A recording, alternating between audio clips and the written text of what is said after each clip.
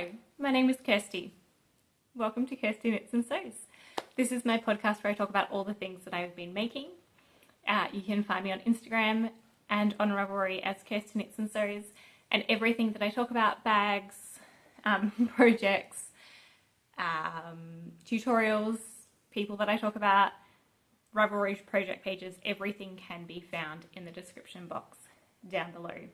We do now have a Ravelry group for this podcast, so if you're interested, you can go check that out. Also will be linked down below.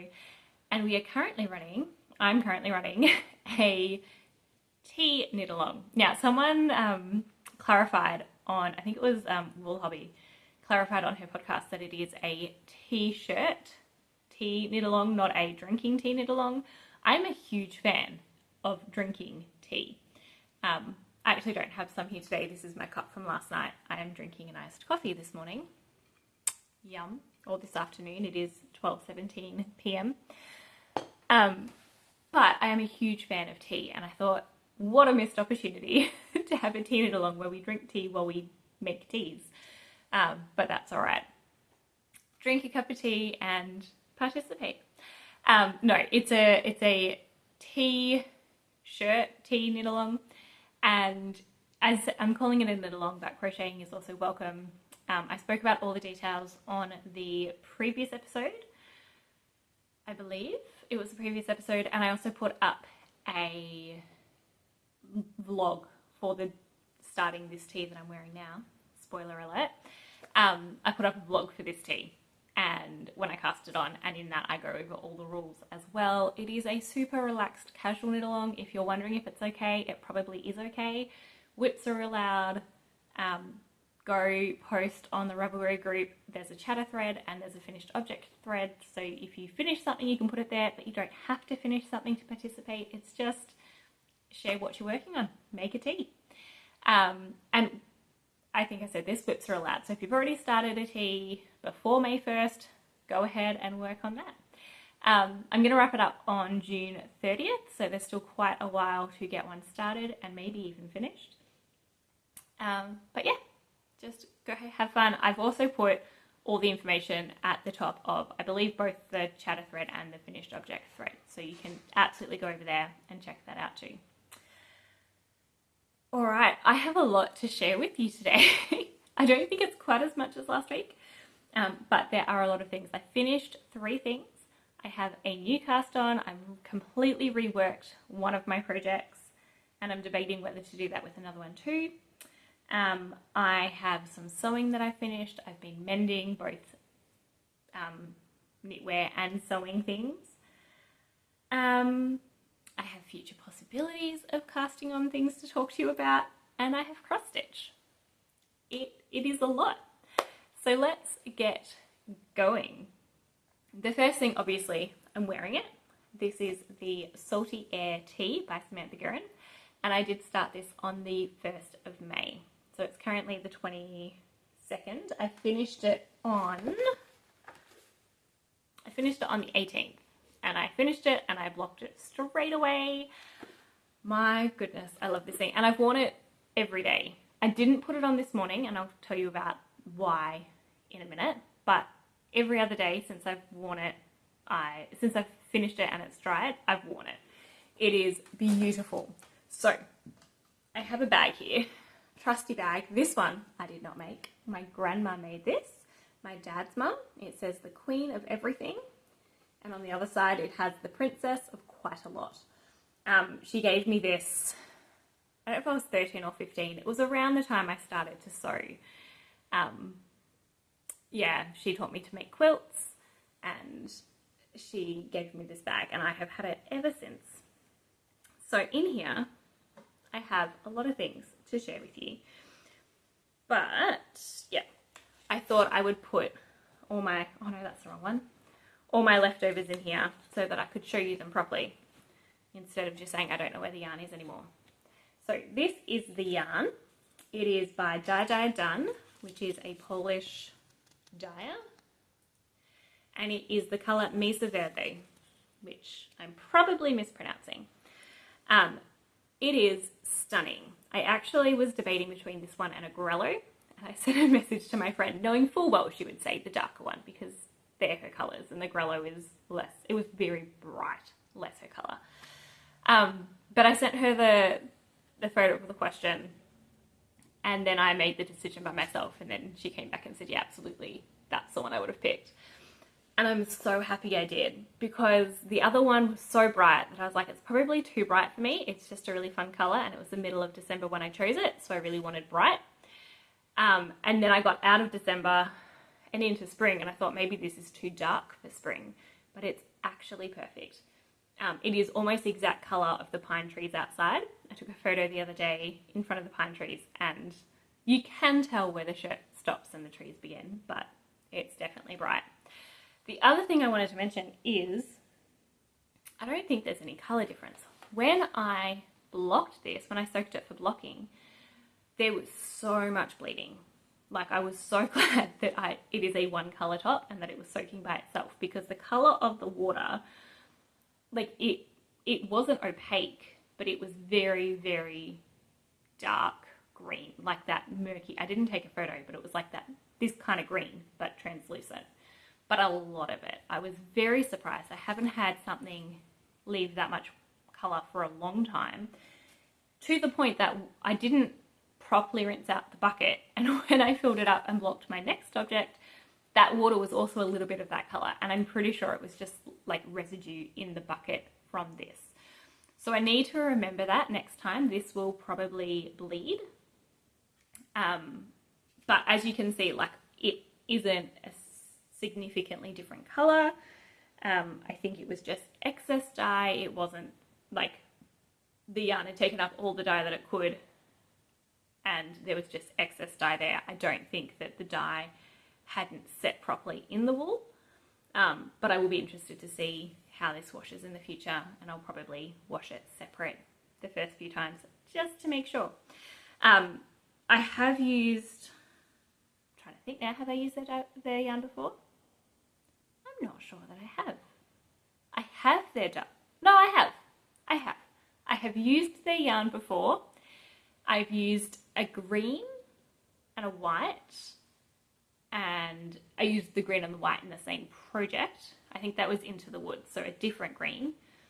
And to my memory, there was no bleeding, or if there was, it was very little, like, there was no bleeding. The project looks beautiful, but I don't remember much excess dye in the water from that one. Definitely nothing noticeable. This one was noticeable. So there you go. I have used their yarn before. I have another project, a sweater quantity for a colourwork sweater, and I will probably just go for it and just keep a very close eye on the water when I'm blocking it, because that one will have red and orange and green and blue and white. So that'll be interesting if that one bleeds. But for this one, it's not a problem. And the other thing is, this is silky merino, which is a 50-50 superwash merino silk. And I'm not sure if that's made part of the difference as well, is because different fibres take up dye differently. And so maybe because it's 50% silk, it didn't take up as much dye or something. Where the other one I did, Baby Yakka, is that one of theirs? I think the other one I did had yak in it. So it definitely wasn't the 50-50 silk merino. Anyway, so that's the yarn. I will definitely use their yarn again. It is beautiful. It is comfy. Yeah, I'll definitely use their yarn again. I will just be careful when I'm washing to make sure, which you should be for hand-dyed yarns anyway, but there you go. What about it? The top. So I did everything to the pattern, the size needles, the length, everything. I think I might make some mods next time if I make it again. Oh, I forgot to bring a few things. I'll go grab that in a second. I think I would probably do it a few mods next time, but just so you can see, this is it. It's got the patterning. It's a top-down round yoke with lace, and then for my size, this was the amount that it said to do, which I'm very happy with where that's sitting on my waist. Sorry, itchy nose. I wasn't sure if I'd be happy when I finished it, and I tried it on, and I was a bit nervous of whether it was going to be long enough. And then I blocked it, and I will admit I gave it a little tug to get some extra length when I blocked it, but not really. Not a significant tug, a little, like, make that slightly longer.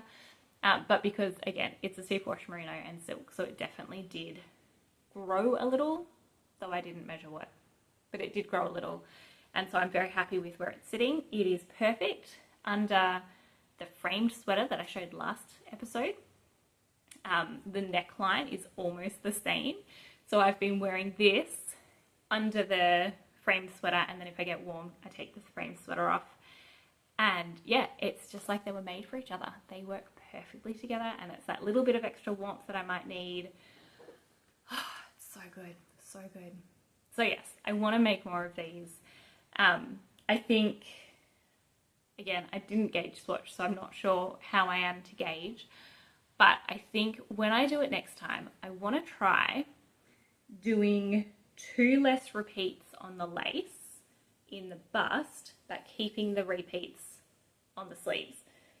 And because you've got this kind of cable detail, I don't know how well you can see that, but excuse me, a cable detail down here, what I'm thinking is that for the front, and maybe for the back, but it could just be for the front, just when I do the purl 2 to finish that cable, knitting along here and then picking it up again on this side, so that the sleeves will still be majority lace, but the lace on the front will finish here. And I think that would work. I don't think it would look weird because you've got this cable and then it's a bit more distinct for the sleeve. The reason I'm thinking of doing that is because it is lace, and so that is see-through. And so if I was not wearing a top underneath, you could see a lot more than I'm comfortable with you seeing.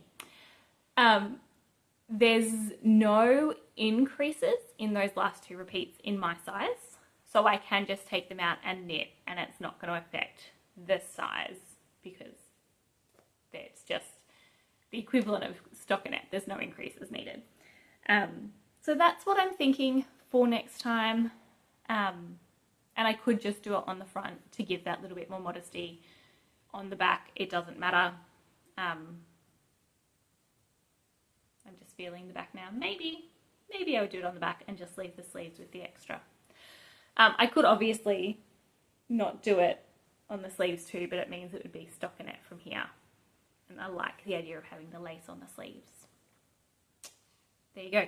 I am going to run and grab the things that I've got to get, and I'll be back in a sec. I'm back. Man, I love iced coffees. This is an iced vanilla latte. So good. And I just make them for myself at home. All right. The reason that I thought of that right then is because this was one of the things I wanted to show you. So this is the yarn that I have bought to make another salty air tea. And I just want your opinion because I bought this in the middle of winter, and now I'm looking at it thinking it's just a bit dull for a tea for spring and summer. But I would still wear this in autumn, and so I'm like, I could still make the salty air tea now, even if it's going to be more of an autumn wear. Actually, I might just do that. Make it when it's fresh in your mind, I say. And this one is 100% wool, I believe. Let me double check. Yeah, 100% merino. That's the dyer. It's Miss Nitsky, another Polish dyer, and she has called it Jesienna Liście. So autumn forest, which is great because I was just thinking of making this top and wearing it when I go mushrooming. So yeah, all right. Still give me an opinion if you think I could easily wear it in spring and summer as well, but I think I would definitely make this in this pattern and do it for autumn. I love that that's the name of it too. That just makes me so happy. Yeah, so anyway, that's the yarn for another one of these. So do I cast this on again straight away while I remember the lace and I remember the repeats and the mods that I want to make, or it's in the packet. I'm not going to take it out. There we go. I have this yarn, which I bought tossing up between two projects. I have the 3 skeins. So there is a tee. Well, actually, maybe it's not a tee. It might have long sleeves. It's lace work all over the body. I'd have to wear it over another top.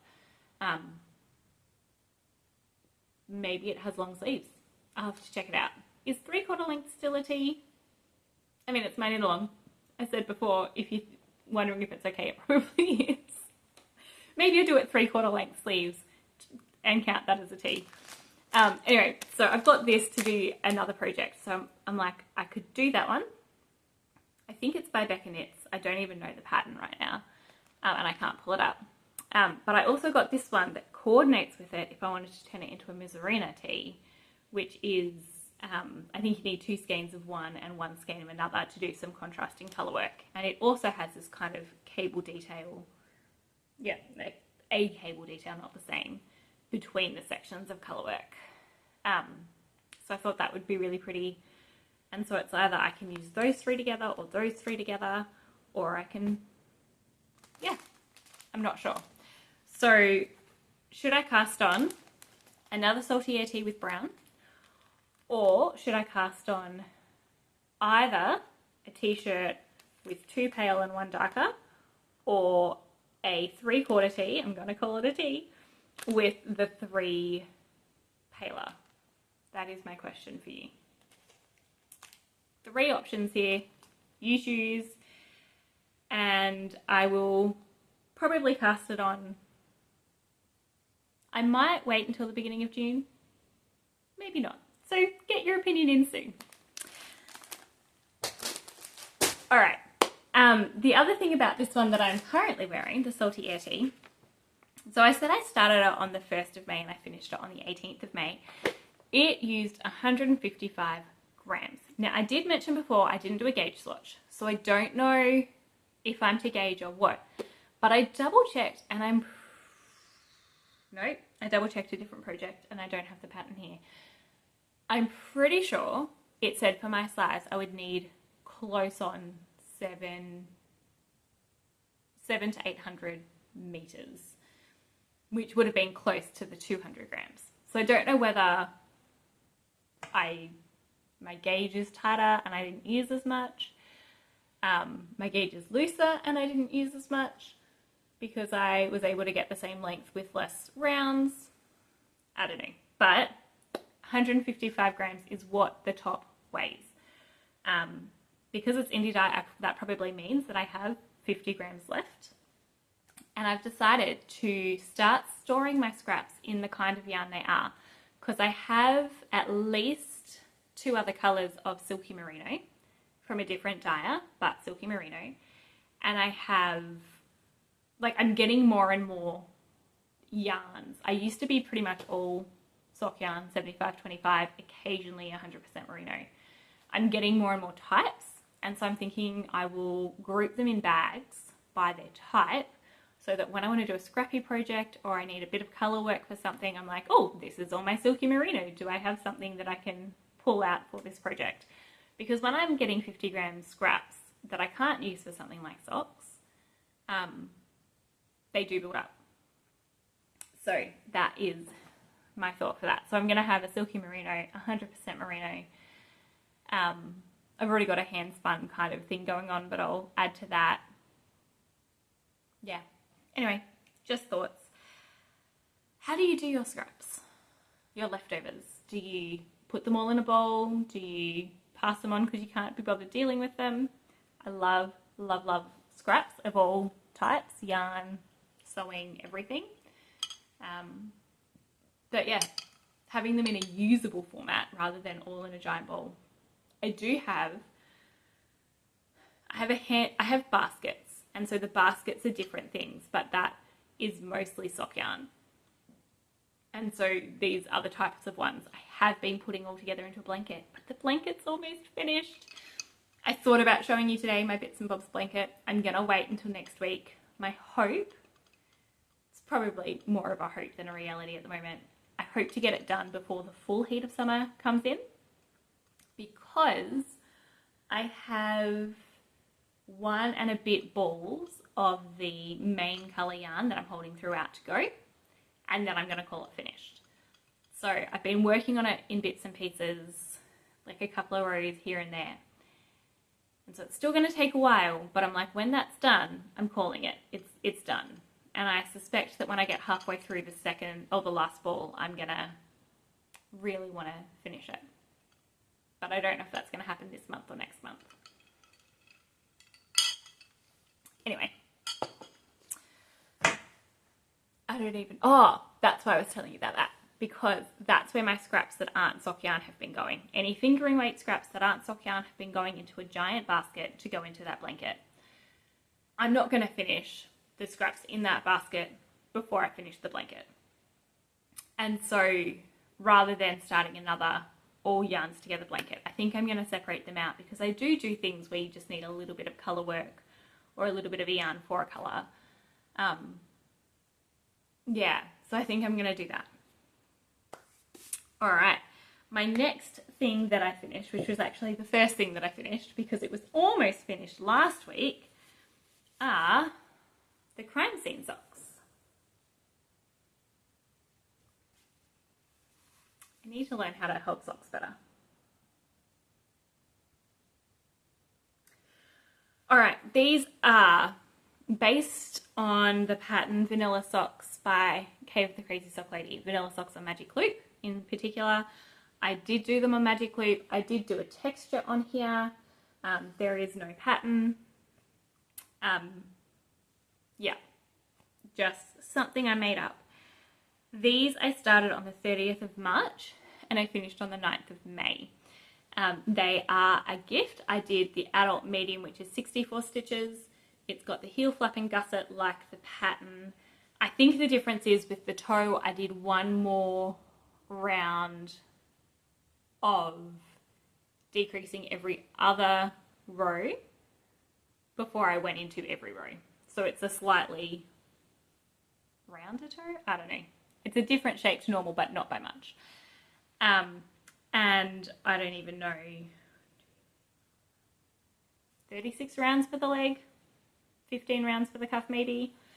I do most of my socks around the same, and these are a gift. The reason I did texture on these is the last pair of socks I made for the person these are for, when I saw them wearing them, they seemed a little tight, and that had just been a straight stocking. So I wanted to do something like a ribbed sock to allow them a bit more room in the sock, because this will have quite a bit of stretch, but I didn't want to do just a plain rib. So I did this, which is a bit of a plainer rib. This is the yarn. It is Crime Scene Socks by Maximu Yarns. He is an Australian dyer down on the Mornington Peninsula, and this is the luxury sock, 85 superwash merino, 15% nylon. I have used this before. I love this yarn. What I will say about this yarn is it tends to be thicker maybe than my normal one, and so I do find socks I make with it already are a little bit bigger, which was fine for this. I think if I make myself socks out of this yarn in the future, I will either go down to 56 stitches instead of 64, or I will do some kind of ribbing to make sure that it sucks back in. Very, very comfortable, soft, delightful socks to wear. Just I've noticed they're a little bit looser when I wear them. All right. What else to say about these? I said when I started to finish them, and I'm pretty sure they were 60 grams. I think I weighed them and then I didn't write it down straight away, but I'm pretty sure they were 60 grams.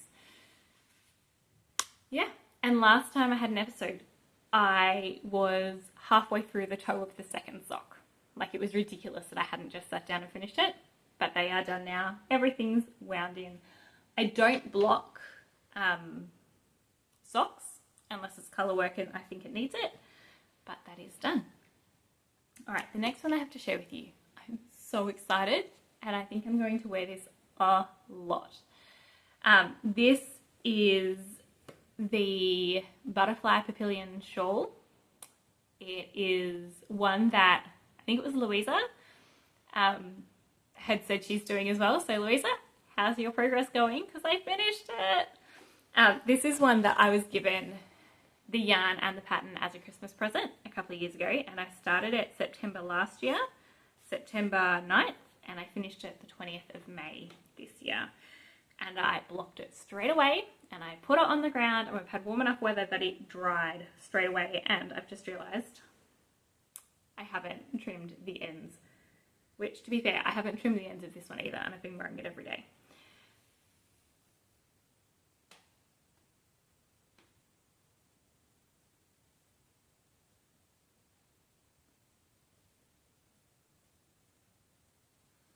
This is huge. Where's the end? There we go.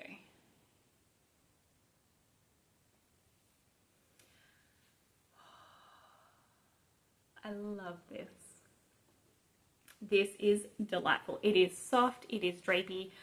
It is garter stitch with short rows. So it did have quite a bit of growth when I blocked it, which is good because it was kind of sitting, let's see if I can show you.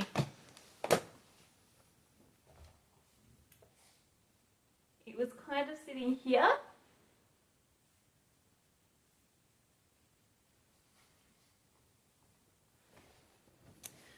So you can see that grew quite a bit. And again, I did tug it a little bit because I knew I wanted it to grow. Often when I do knits, I don't tug it. I like lay it out as flat as I can and I kind of smoosh it up so it keeps its shape. Not large smooshing, just patting and a little bit of smooshing.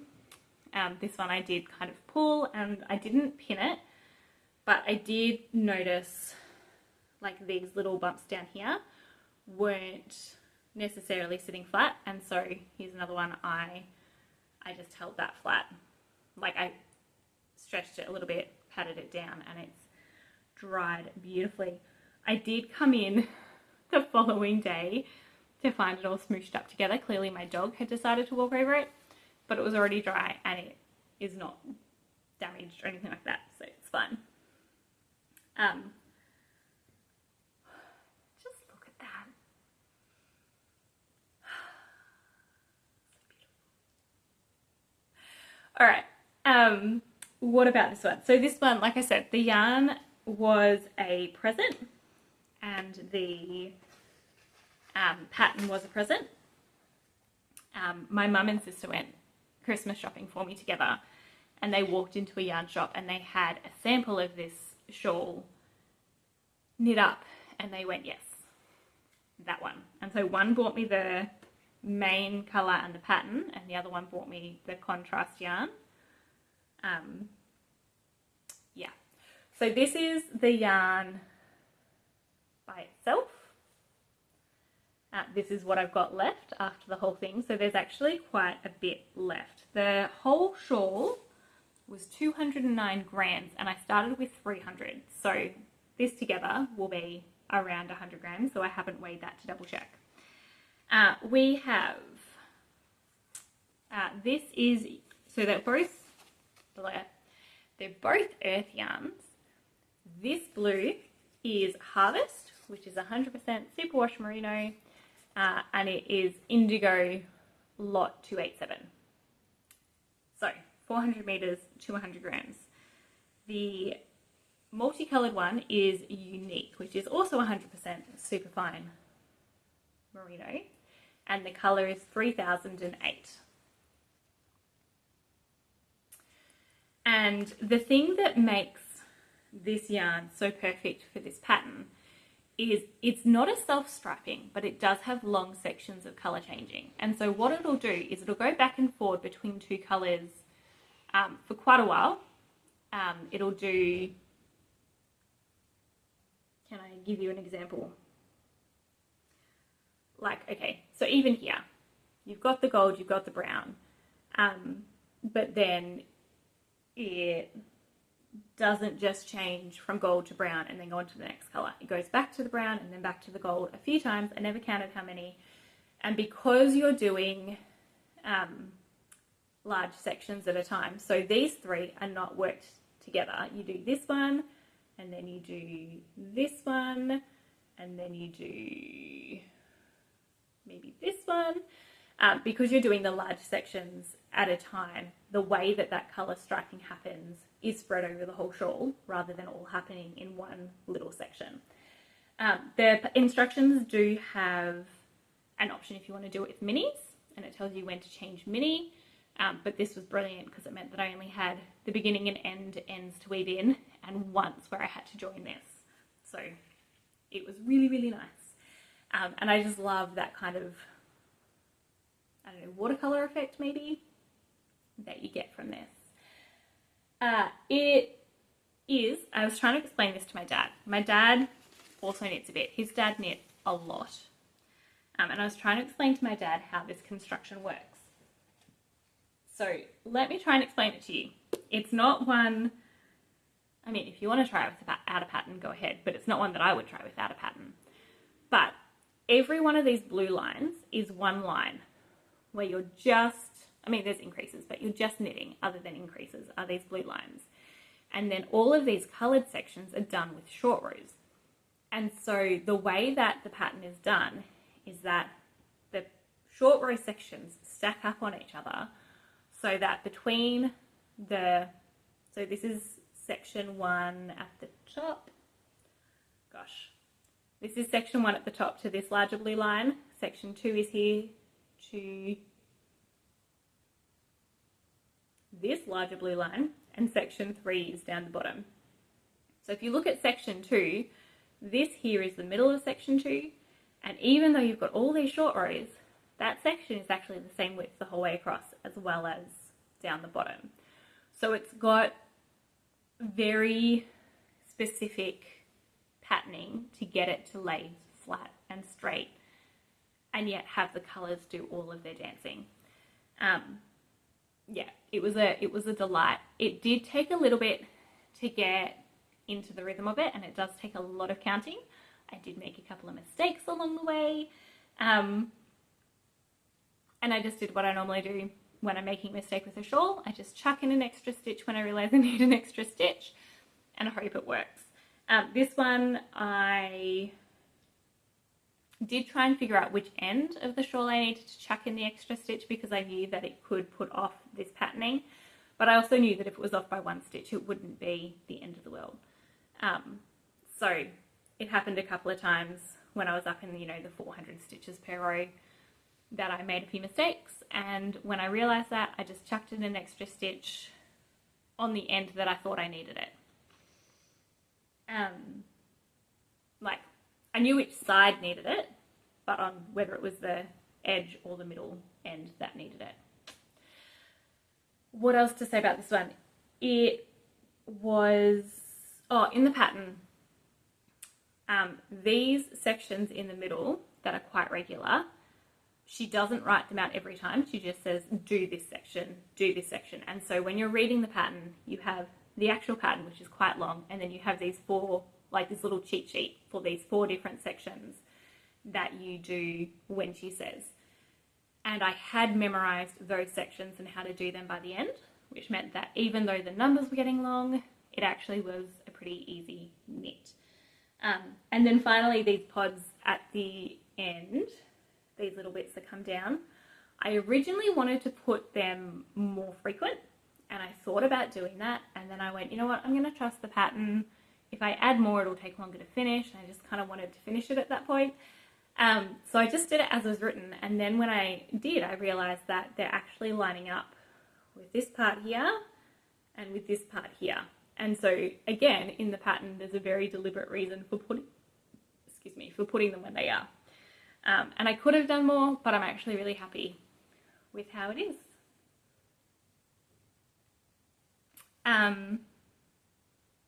Yeah, love it. So yeah, this is 209 grams total. Finished it on the 20th of May. I did do the last couple of rows which were plain knitting while I was in my Polish lesson, and my teacher thought it was great. So it's a chusta is what she said. So shawl, I think shawl is chusta and tissue is chusteczka, I think. So something fluttery on the breeze, and then a tissue is a small thing that's fluttery on the breeze.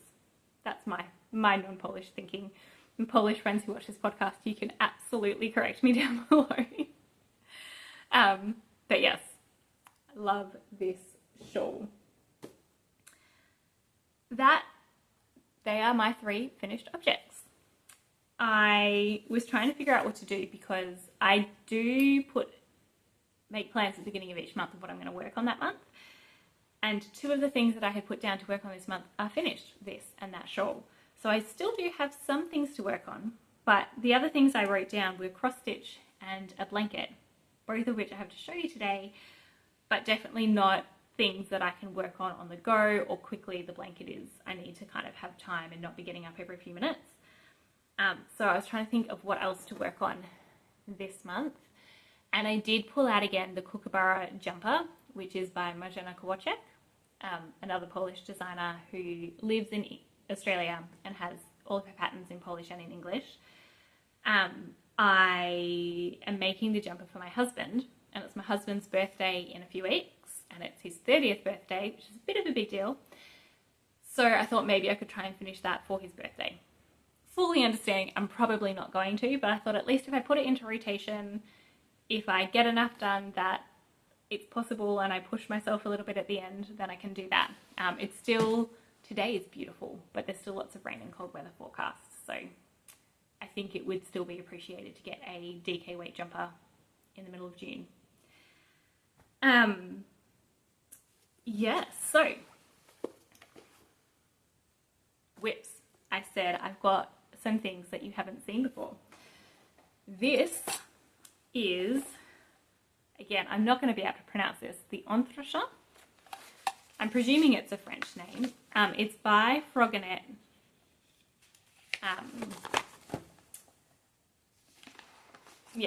Froganet, Lisa Kemery. And it is, the bottom of the picture is cut off. Hang on. It is a little bolero, I'm going to call it. It has 1 button at the front, short sleeves. Bolero I think makes more sense than a cardigan. And I'm making this for my daughter. So it's my daughter's birthday 2 days after my husband's birthday. And my parents bought her something and then said, I think she needs something extra. I think Mummy needs to buy some yarn. And Ilse needs to pick the yarn. And then you need to make her something. And I was like, well, if I have to. So my daughter picked the yarn. It is from WolHobby. One thing I never know is whether, okay, so this, WolHobby. I don't know whether it's pronounced with the Polish V or the English W, because it's wool, not Velma. Anyway, this is sock merino, which is a 50 gram skein, and I got 2 of them because the pattern said I would need 100 grams. My daughter actually picked this colour out of a silky merino, but I got the sock because it was cheaper and it is for my daughter, but also because if she's wearing it, it's because she needs a little bit of warmth.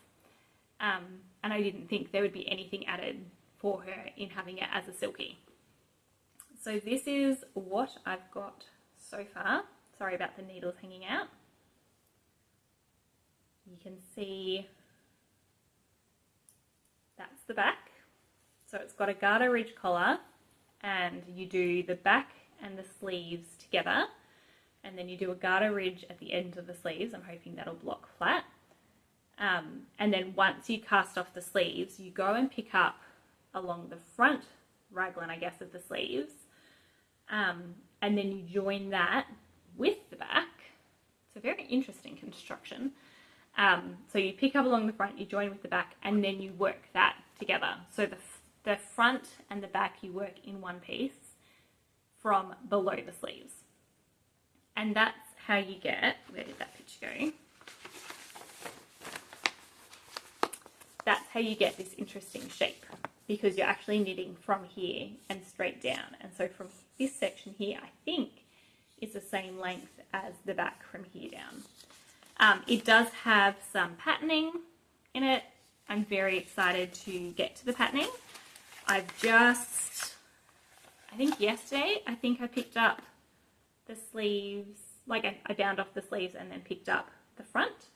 And there's just a section of garter stitch like at the top at the beginning, which will give this beautiful garter stitch detail down the front. I think it is beautiful. My daughter is going to love it. The colorway is called Peach Garden, and she picked it out. So every time, I've tried it on her a few times. She's quite big for her age. I'm doing the 6-year-old. She's turning 4. I'm doing the size for 6-year-old, and I've tried it on a couple of times. The last time it was a bit tight, but I think it's because it had the needles in here, and so it wasn't able to sit properly because it had the needles. But I think once the needles are off and it's blocked, it'll fit beautifully. And she's very excited to have this. I started that on the 12th, I want to say, 13th of May. And there's not much else to say about that yet. I suspect, or what is it today? 23rd? 22nd. Yeah, I think I'm going to have it finished before I do another podcast, because I'm doing them every 2 weeks at the moment, if that works. Almost didn't get this one done this week because my daughter's been sick, but she's well enough today to go to school, so I'm back. But yeah, I'm planning to do every 2 weeks, and if that works, then you probably won't see it again as a whip, because it'll be finished and given to her. But I'll still absolutely show you. Alright. The next one that I have to show you, I don't even know when I started it. Let me see if I can find it, because it's a blanket. It's not in my normal notes. Alright, 20th of March 2024. So, yeah, just over a year ago. And this is a blanket for my nephew. Now, I showed it last week, I believe, because I was trying to figure out what to do about it. And I figured it out. So this is a blanket that was a Greninja blanket. It's a Pokemon, a blue Pokemon with yellow sections, and I started working on it, and I showed what I'd done last episode if you want to go have a look. But I wasn't happy with the background, because the background was a pastel green and it had gone into a pastel pink, but it was a very pale pink and much paler than the green. And my plan had been to have a stripy background that was pink, green, purple and blue, because my nephew really likes pastel colours. But I was not liking it. I wasn't liking the look, I wasn't liking the contrast, and it was a bit of a nightmare to do. The Greninja, it has toes, and so I just had a myriad of different things connected everywhere, and it was a nightmare. And so I wasn't picking it up because I wasn't happy with it. And I don't do hard things if I'm not happy with them, basically. I'm like, why would I push through on something that I don't like? So I spoke to my sister and I was like, I think I'm going to rip it back and change to Baby Groot. So Two Magic Pixels, the same place that I bought the Greninja pattern, has a teenager Groot and a baby Groot pattern. And the teenager Groot is very kind of graphic, much more detailed, and the baby Groot is more cartoony. And I sent them both to my sister being like, please, please, please, baby. And she said, I think the baby one would be better. The other one may scare him. And I was like, that's a good point. We'll do the baby Groot. So I got the pattern and I had a look, and I was looking and looking and looking because he likes pastel colours. I really wanted to find yarn that would be like a rainbow pastel thing, but not too regular, because when doing corner to corner, I would have to break up the skeins a lot. And so I wanted kind of a mottled rainbow background rather than a gradient rainbow background. After looking in a few places, I found this. Now, I should say there aren't actually many yarn stores near me. So I got this one from a discount store, which had a couple of things in there. So this is Hobby Essentials Gorgeous Baby Yarn.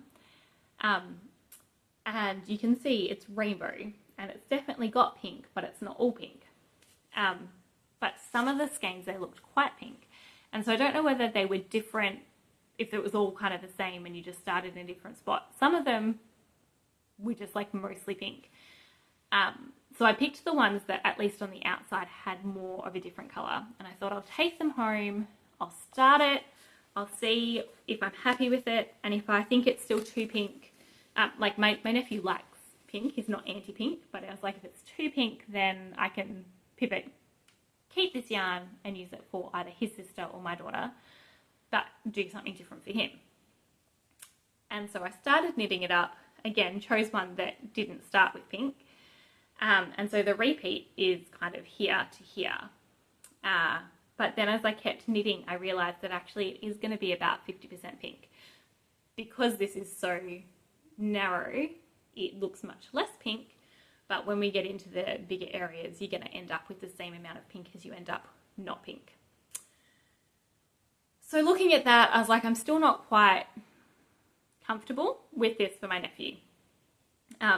Like I said, I have 2 girls who would love this, so that's not an issue. But then I was like, do I go back and buy more yarn? Because I don't want to go back and buy more yarn if I'm not happy with it. Now, in this range, they did have yarn that was blue and orange and a little bit of brown, but in a similar kind of gradient. And so I thought I could do that and have blue and orange and brown behind Baby Groot, and that would look good, it would be pretty, it's still pastel, like I think he'd enjoy that. And every time I went to go, I couldn't get there for some reason. The kids got sick or something happened, and I really just wanted to start this project. So I thought I'm going to rip back and I had been able to buy every other bit of yarn that I needed for Baby Groot, so all of the browns and everything, which I didn't have, but I needed a background to start because it starts with the background. So I thought I will rip back what I have on the Greninja, and I will keep this section in the corner, so that in the future, if I do another blanket and I want to use this green as a background, I can.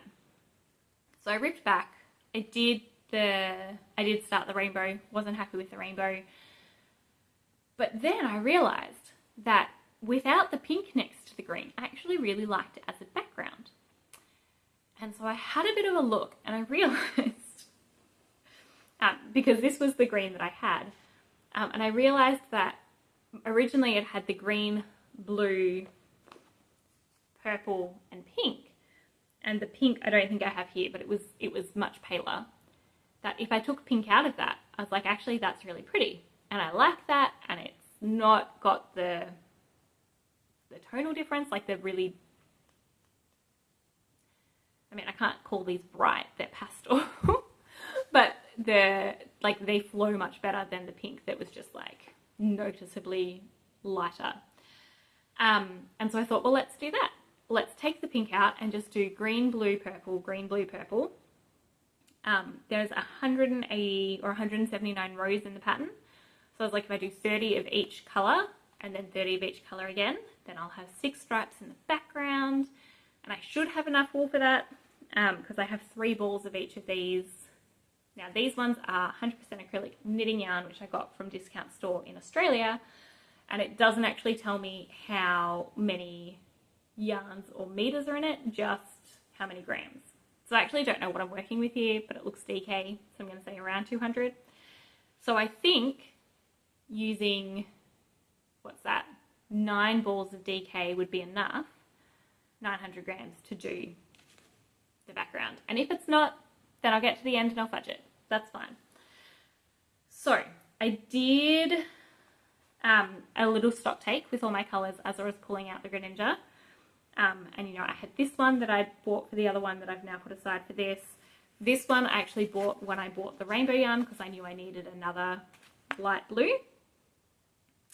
And this is what I've got.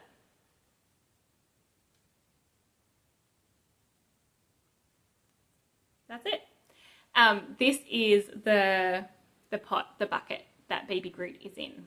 So this is 30 rows of the green, and so this blue stripe will be about the same width. And I think the green didn't even use 1 ball. The blue will use probably 2, I'm presuming. But if I need to make my second green stripe wider or something, I can figure that out as I get to it. But yeah, at the moment I'm planning to do 30 stripes of each. And it's working much better. I'm really enjoying it. I am pulling it out when I want to work on something a little bit more complicated. I'm still using these little bobbins that I 3D printed for if I need the same colour twice. But otherwise I am just using them off the ball if I can. So this one I started the 20th of, what did I say, March 2024. And I've restarted it, I don't know, a week, 2 weeks ago. And I'm really, really excited to work on this. So I think my thing will be when I choose one for my other nibblings, my other niece and nephew, that I will choose ones that are not too complicated. And now I know a bit better what I'm looking for when I'm thinking of what's complicated.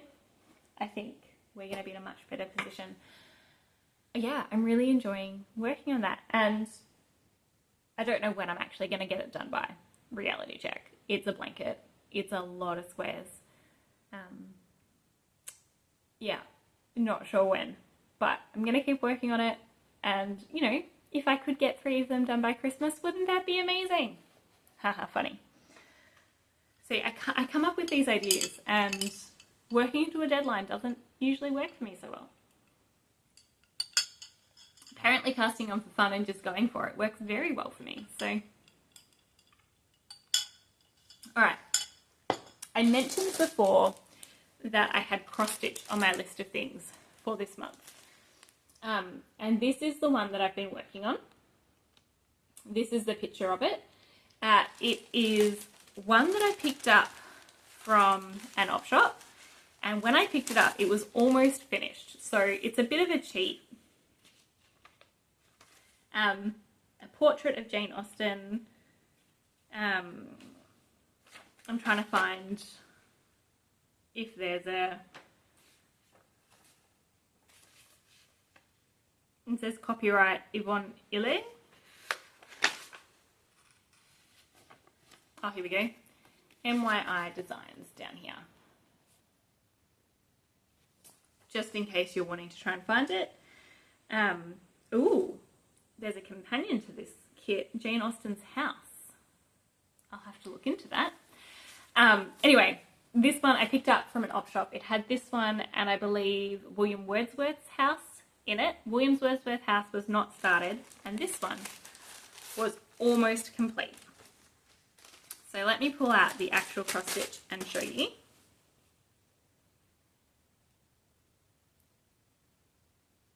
Absolutely stunning.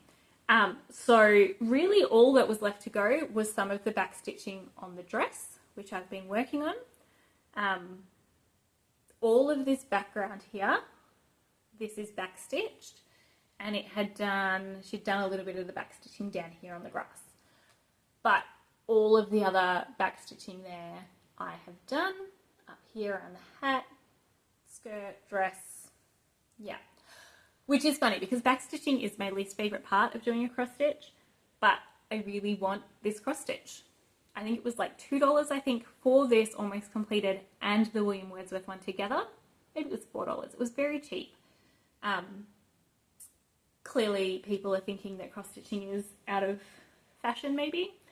But yeah, I just thought it was stunning. So I've been working on that. My husband and I were watching through Ange. We finished that now, and then we watched Rogue One, and at some point we're going to watch A New Hope and go through the original Star Wars trilogy. But in my mind right now this is connected with Andor, which is kind of funny. What to say about it? I'm almost finished. I think I've got a little bit more down here to do and maybe a different colour for a little bit up here. But I think I'm on to the last colour. Or maybe I'm on to the last colour of back stitching. So I don't know when I'm going to finish that because I am trying to do a few deadline projects like a little girl's birthday and possibly a husband's birthday. But yeah, really, really loving this. And I don't know how I'm going to frame it. The picture, I think it's in a card. And so then the card can be framed. So I may do something like that. But I will think about it. Is that a little bit wet? Why are you wet? cross stitching. I have lots of kits waiting to be done, and I do have a few that I've rescued from op shops waiting to be done. But the reason I picked this one, that's what I was going to tell you, is that this year is the 250th anniversary of Jane Austen. I believe Jane Austen's birth, because her final book was published after she died, I believe, in 1817. So I'm going to say it's of her birth, 250 years.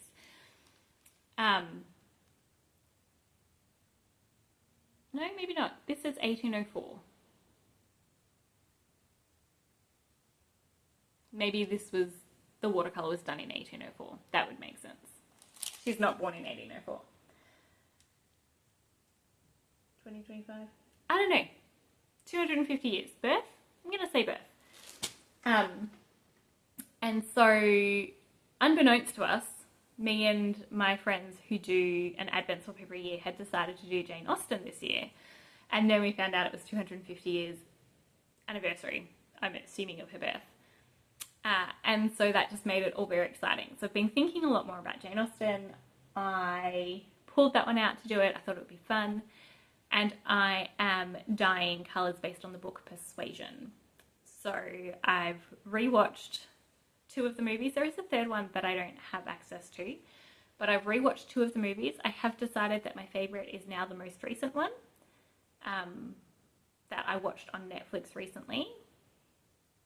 My previous favourite one, I think, was 2017, 2007. No, I can't remember dates. Oi. My previous favourite one was the one with much more drab colours, but still more modern. It was in the 2000s, I'm sure. But no, I've decided I do like the more recent one better. Anyway, so I'm excited to watch that again. I've picked up the book to read it. I did pick up the book to read it in Polish, and I read the first page and was like, yeah, my Polish is not quite up to reading Jane Austen in Polish yet. So I'll read the English book and I'll choose colours, and I'm very, very excited. That, if you haven't been here for long, me and my mum and my sister and 3 of our friends do an Advent swap every year. So we each dye a certain amount of minis and then we swap them all. And so this year we're each dyeing 4 colours based on a Jane Austen book. And yeah, last year we did our favourite Christmas movie, and the year before we did just a colour gradient.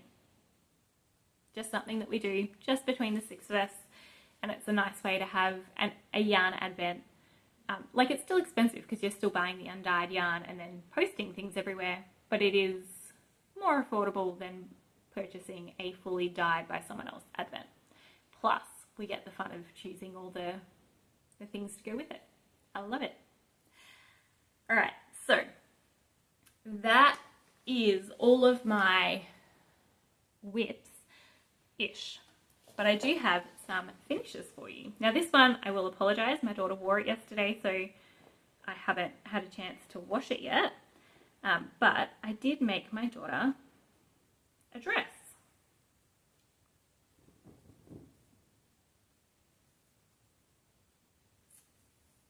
So cute. This is fabric that I've had for a long time, and I realised I wasn't going to have enough of the blue to make a full dress. So I got some polka dot fabric to complete the skirt.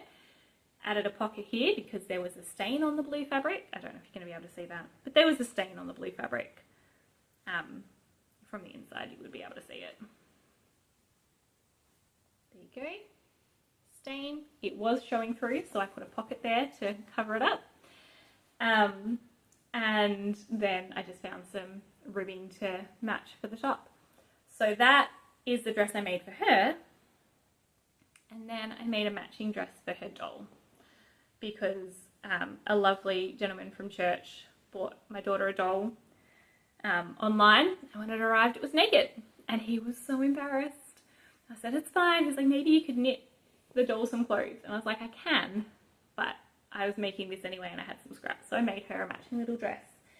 And you will notice that it's not on the doll because my daughter immediately took it off again.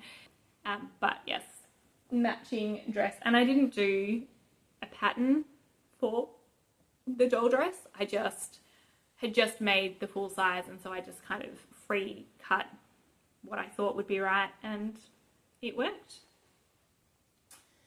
Put them over there for them. All right, then I have been mending. So I mentioned to you last week that I needed to get some mending done.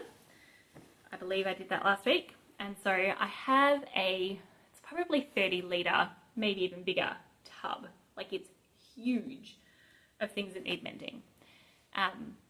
And I did do some mending of things that never even made it to the tub because they just needed to be done.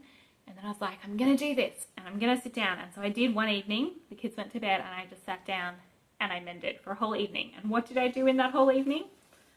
This dress, which was brand new, so it shouldn't need mending.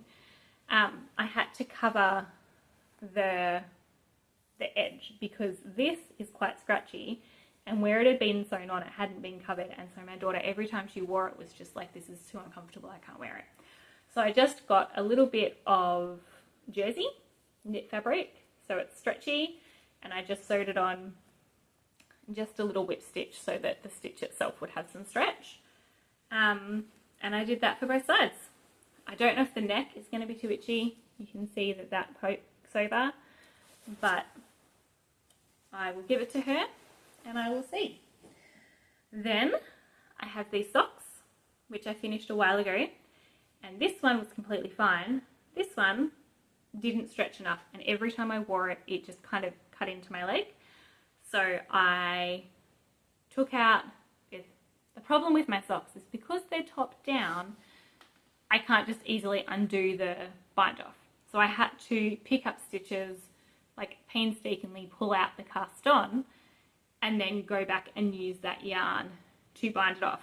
But you can see I didn't make it through the whole thing, and so I ended up finding another bit of yarn that was a similar colour to finish the bind off.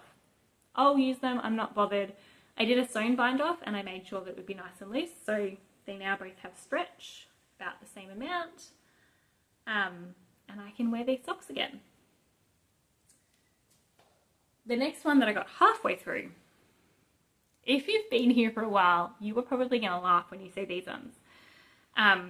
These are socks that I knit a while ago. They're Regia Perfect, which means that you start at the same time and you knit through, and then when the colour changes for the heel, you knit the heel, and then you keep knitting until it's long enough for you and you cast off. And so this is just a 3x1 rib, except 3x1 rib where the one is only purled every other round. And like I said, it's a perfect, which means theoretically they're exactly the same. However, one of the socks had a really stiff part of yarn that far into the cuff. I think it was even the first sock, to be honest. And I was like, maybe it'll come out in washing, like maybe it's glue, but maybe it's not glue, maybe it's just a bit tough. And I was like, I'm just going to knit it and wear it and it'll be fine. And I said, it's going to be more effort to undo and re-knit this cuff, or to like cut this out and then sew in the ends. Like, I just don't care, that's fine, I'll just live with it. Nah, it was uncomfortable to wear, it didn't wash out, it really was kind of some kind of glue. And so I, again, picked up stitches, painstakingly undid it because I think I picked up one row too far down from where I did the cut. And then I did another sewn bind off at the top. So I don't have much of a cuff on this sock anymore, but I don't really mind because the whole thing is basically ribbed anyway. But now I have the other sock that I need to do the same thing. And I counted, I think I picked up 9 rows up. So I'll do the same here and then I'll cut and bind off. And this cuff, I'll probably, like I've cut off the offending part. So with the cuff now, I'll probably just wind it up into a scrap and use it for some scrappy project. Like, it's definitely been used, but not much really. So that's a half mended object that's going to go back into the mending box for the next time I mend. But yeah, I just thought I'd show you things that I'm working on making wearable again. For whatever reason they're not, I'm working on it. The other thing I mended a lot of. I think I did 8 pairs of these. I put knee patches on my son's pants because 8 pairs of his pants had holes in the knees. 8. And I was running out of things to dress him in for school. So for these ones, I had this fabric, which is a stretch denim. And so I just cut patches a bit wider than the knee. I flipped them inside out and I cut off the overlocked seam. And then I sewed down this on the top, both sides, and then did a zigzag on top. Then I flipped the pants inside out again and I redid the seam with an overlocker. So it's not, like, you can see the difference in seam between here and up here. I've done it in a different colour, I don't mind. It means that the pants are slightly narrower than they were before by maybe an inch.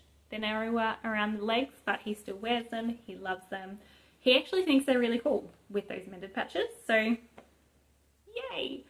And I did have 2 different colours, and occasionally I would just flip it on the other side because it's much brighter on one side than the other. So depending on what colour I was making it for, I had a bit of a fun colour match thing. I did that. Alright, so I've shown you my complete rework of the Greninja blanket, which is now the Groot blanket. It did take a long time to undo all of those little bits, and I now have lots and lots of balls of acrylic yarn in very tiny bobbins and balls. I'll use it another time. But I have another one that I'm considering doing this for, because I finished my butterfly papillion shawl. I don't think I have another shawl that I'm working on at the moment, which is fine. I don't always have to have one of everything on the needles, but I have really enjoyed working on that shawl and having the long rows to work on.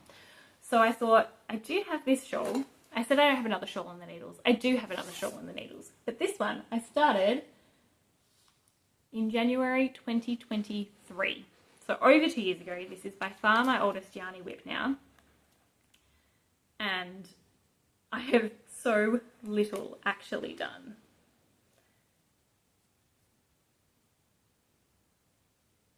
In fact, I think this is going to be the front, judging by that progress keeper. So this one is the Brioche Mystery Shawl by So So Knits, I want to say. And I don't know if I even have a photo here. Oh yeah, maybe.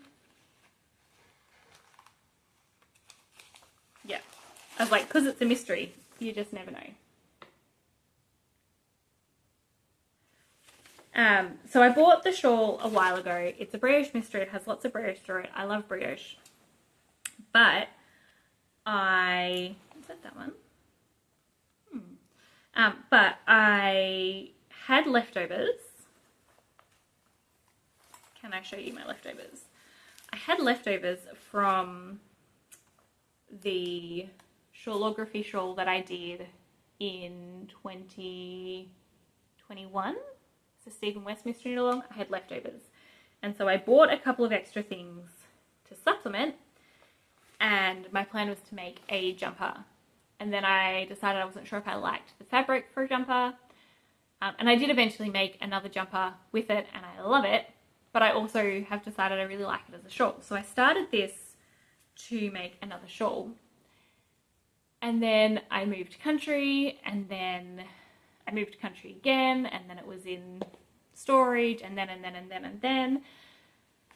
And when I came back to Poland this time, and I was all ready to work on it, I then did 12 cast ons, where I used some of the yarn for my St. John's tunic, which is in this basket, and I have done oh so very little of my St. John's tunic. And so I thought, my plan, I guess the only yarn I ended up taking was this one. Oh no, there's 3. Yeah? Alright, so I took these 3 out of the other bag. So my thought was, I'll do this dress and then whatever I have left I'll put back into the other one because it's a scrappy shawl basically. But I'm not sure how happy I am with this project. I don't like doing gauge swatches, but I may have to do a gauge swatch for this one because it's knitting up. I don't know if you can see there, but it's a little bit loose. And so I don't know whether my gauge is way too loose or if this yarn is just going to flower and blossom when I block it. And I suspect it will be that one because at least this one does bloom a lot. But I'm also using some singles and I'm just not sure. And if you have experience here, I would love your advice. How do singles go in Fair Isle? Because most of what I have here is 2-ply. Yeah, I want to say 2-ply. Maybe some 3-ply. But I do have these ones, which are singles. And this was meant to be the main colour. And so there's going to be, and this is the second main colour, so there's going to be a lot of those yarns. And I'm just wondering whether I should continue with these yarns in singles or whether I should take these yarns, finish the shawl that I've been really wanting to work on, and then revisit my yarn choices for this. Now this was my 12 days of Cast Ons day 3. So it is part of a knit along this year and I would love to actually work on it and get a significant amount done on it this year. And so my other option is I could just buy not singles yarn to do this project. So take this one, stuff back to the other project, take the singles out, and I mean I've still got this kind of stuff, Tukku wool, made in Finland, Tukku wool. Like I still have some that I can use. Yeah, so I'm not sure because I'm not going to work on this while I'm unhappy with it. We've already established that. So I don't know whether I need to do a proper gauge swatch for this, which I hate doing, but I think is necessary in this case because it's not something I do a lot, or whether I, give up on the idea for the moment, whether I just go ahead and buy the other yarn. I did have troubles with the colours trying to get them to match with what I already had in stash, so I'm like, maybe I could buy the colours that I want to supplement and that would be okay. I found BC Garn Bio Shetland, which I've never used before but is available here in Poland. And so if you've done fingering weight Fair Isle before and you've used BC Garn Shetland, Bio Shetland, and you have an opinion, please let me know, because that's what I'm debating, is actually getting enough of that to finish this project and keeping these singles for something different, because that is beautiful. I just don't want it to, I don't want the whole colour work to skew. I don't know, I think I'm dropping stitches here too. Awesome. All right. I don't know. I think I'll probably rip out what I've done, do a gauge swatch and go from there. Or maybe do a gauge swatch before I rip it out just to see if it's actually as bad as I think. Yeah, if you have an opinion. Fair Isle is something that I've never really done much of, but I love looking at. And I've always wanted to do Fair Isle. And so this is like dipping my toes in with a dress, a tunic. Gosh, dipping my toes in. I've done colour work, but nothing as intricate or all over as Fair Isle. So again, if you have an opinion, please let me know. But I think because this project is paused, I will probably start working on this one again, the shawl. And if I need yarn, I'll take it back to this original project and then I'll figure it out from there. These bags, I don't think I've mentioned today, are made by me. I have a tutorial here which will be linked below if you want to learn how to make project bags. All right. The only other thing that I have here to show you is another possible future cast on. So I bought some wool to make my daughter a jumper because she has one jumper at the moment. She's grown out of all the other ones. I can absolutely sew her one. I have some, actually I probably don't have jumper fabric for her, but I do have fabric that I could sew her some warm things. But I think she likes oversized jumpers to wear it over things. She doesn't like it when sleeves get caught up and stuff. So I bought this wool to make her a jumper. And I think I'm going to do the Bean and Olive by Andrea Mowry, which has colour work. So I pulled out this, which is Bendigo Wool & Mill's Luxury Frost, that I thought I could do the hearts and colour work out of this. My only concern is it might be a little bit bright or overpowering, but I think it'll be okay. And it is 8-ply, but if I'm doing gauging with Bendigo Wool & Mills, I tend to go up one. So if they say 8-ply, then I treat it as a 10-ply or worsted. If they say 4-ply, I treat it as a sport because it's just a little bit thicker, fuller bodied than majority of other ones. So, yes, like you can even see probably the thickness there looks quite different. So I think it'd be fine. It would just mean the colour work pops even more. But yeah, so that Bean and Olive is a plan for her. And then I'm looking at patterns for my son because he has jumpers. He doesn't have the same need for them, but I'm making a birthday cardigan for my daughter and a jumper for my daughter, and my son will get pretty sad if he doesn't get one soon too. Although he does have one that I made him a while ago that he wears all the time. So, you know, I can point it back to that one. But I think birthday and new things for his sister, it would be nice for him to have something too. Yeah. All right, so that is everything I have for you today. Let's put the pattern back with the thing. Let me know about Fair Isle if you have any suggestions, any tips. I want to say I'd be even interested in an online class. I don't think I'm going to get an in-person class here.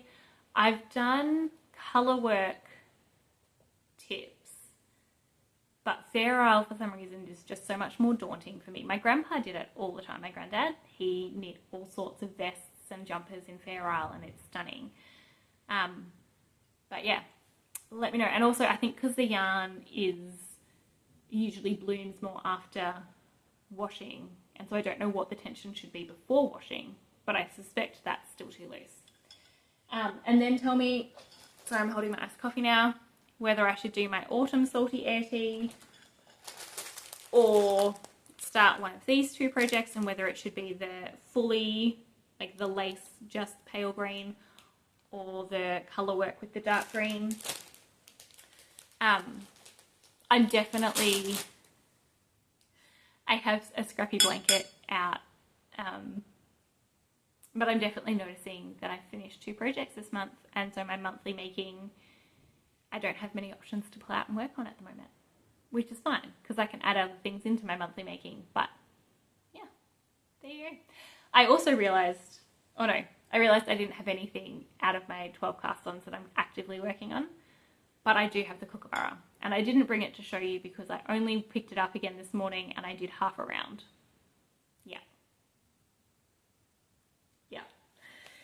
Yeah, so let me know, and also let me know what you're working on, either here in the comments. I love to read them and I love to talk to you here. If you want to show me a photo of what you're making, then head over to the Ravelry group and just post in the forum a photo of what you're working on, and I will come and check that out. If you're working on if you're joining in the Tea Knit Along, love to see your progress on that. I know that there's been a few people who've started something and then changed what they're doing. Other people have started projects or picked up ones that have been sitting there for a while. And I keep hearing about what the progress has been, but not seeing what the progress has been. So please take a photo and post it so I can see and celebrate with you what you're doing. And yeah, I'm looking forward to starting another one too. But even if you're not working on the Tea Knit Along, you can head over to Ravelry and there is just a general chatter thread that you can post a photo of what you're working on. So so that I can see. I haven't said this for a while, but this originally started because I moved to Poland. I live here in Rzeszów in Poland with my husband and 2 kids, and we moved from Australia 3.5 years ago now. And so I didn't have any local knitting friends, and this was my way of kind of having a knit group. And so I'm excited that Ravelry is there now so that we can have more interaction and conversation. Yeah. All right, I'm going to say goodbye now. I will see you hopefully in a couple of weeks if the kids stay healthy, and yeah, answer whatever question you feel qualified to answer. Have a great week. Bye.